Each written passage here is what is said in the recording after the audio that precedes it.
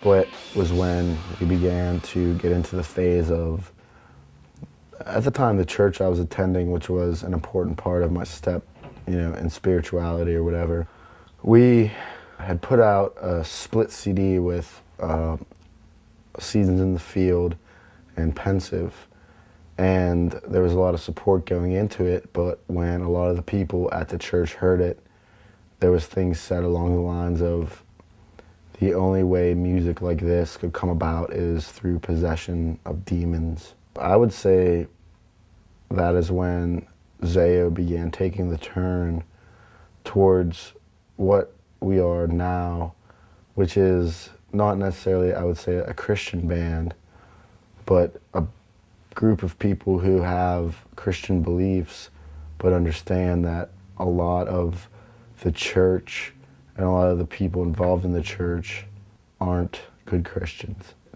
They look the part, they dress the part, they act the part, but when it comes down to it, their hearts, they have darkness in them, just like everybody else does. The song Walk On By, Walk On Me on the Training for Utopia split, the first few lines, Brett had written a song lyrically, and I took like the first 2 or 3 lines and I wrote from there.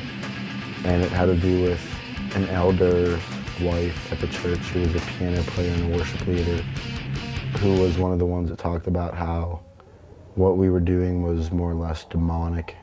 I guess one of the things we always talked about in the struggle of this band was we were never Christian enough for the Christians and we were too Christian for the non-Christians. Skin Like Winter is actually about Jessie Smith.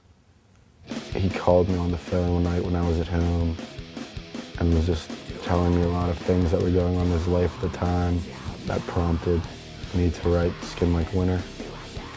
And a lot of it had to do with somebody that was so intelligent and smart and insightful in the ways of Christianity, but still at the same time I had a lot of doubts and a lot of struggle. I never looked down on him in any way. It was just, this is right in the prime after Blood and Fire, and he was talking about how he was doubting his beliefs a lot. I started getting into some different stuff, like in my personal life, really questioning why don't you smoke? Why don't you drink? Why don't you say what you think? Why are you this person? Was this person what you were supposed to be? Did you fall in love with Jesus? Did you fall in love with your church? About that time, my church freaking sold me out horribly. Somebody saw me smoking like some cigar or something, and they sold all my drums.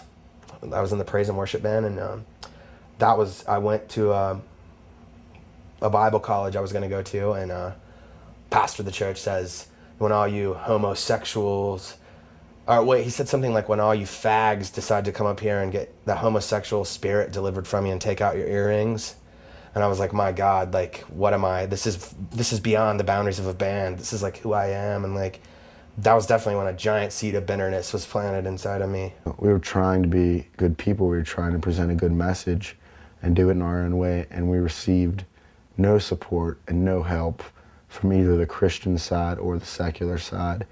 So we're more or less this band in limbo where, once again, we're getting no recognition in the secular scene because people didn't want to have anything to do with Christian music. They felt that, punk and metal were, partly inspired by the rebellion against organized religion, which we weren't necessarily a part of, but a lot of the people that were involved in that were just, it was almost like, key words, like they would hear the word Christian or, they would hear the word God or whatever, and instantly assume that we had, these certain views and certain, standpoints that we never, we probably had more in common with those bands than we did with, the other Christian bands. And that's really, I think, when Zayo started becoming what it is from that point on, which was a band of people that had Christian beliefs, but also had a lot of opposition. It's so crazy because there's so many differences. Like, you take a good Christian in America and a good Christian in Europe. In Europe, where it's more tolerant to drink and, like swearing and things aren't as big as a deal, and like tobacco and smoking cigarettes, you start realizing that socially, there's a lot of involvement. That the reason there's a difference is because, you know, American Christianity is these like Brady Bunch values, as opposed to like more true spiritual values that they carry in other countries. With a lot of opposition to the way that the church was treating people. And I think that's where it all started, was with the split. Because, you know, Skin Like Winter and Walk On By were both songs from a Christian standpoint, but kind of attacking at the same time Christian values in a sense. We're talking to all these kids that, you know, would have a tattoo or some piercings and they'd be kicked out of church. To me, accepting people for no matter what they are is one of the top priorities, in my opinion, in Christianity, and that wasn't being displayed by anybody. And it made me sick, and I wanted to write about it.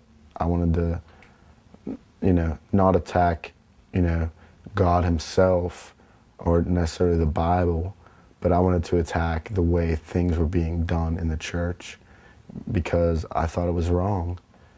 People cared more about your, you know, presentation, the way you looked and the way you dressed, and, you know, if you attended church every week, as opposed to your actual spirituality. And to me, that's a farce, and it completely goes against everything we're trying to do. And I think that's where technically Zeo began, in a sense of what it is today.